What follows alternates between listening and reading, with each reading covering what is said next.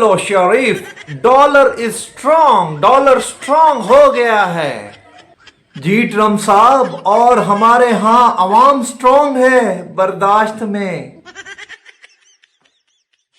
Okay, what's about the petrol? Expensive और cheap? Petrol महंगा है या सस्ता? जनाब बस थोड़ा सा महंगा है, सिर्फ 5 रुपए। ओनली 5? दैट्स नथिंग, ये तो कुछ भी नहीं है।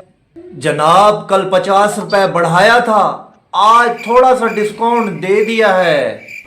ये कौन सा डिस्काउंट है भाई? Sharif, in America people protest, do you know, लोग मुहिम जारी कर देते हैं।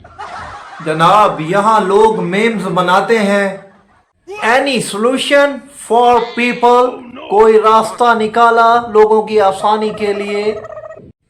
कम पेट्रोल इस्तेमाल करें, ज्यादा सब्र करें। That's not solution, that's patient test. ये हल नहीं है, सब्र का इम्तिहान लिया जा रहा है।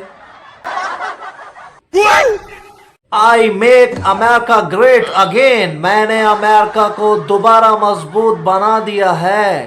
ट्रम्प साहब, ये अवाम को अगेन स्ट्रांग बना रहे हैं। स्ट्रांग नहीं सर, हम टायर्ड हो गए हैं।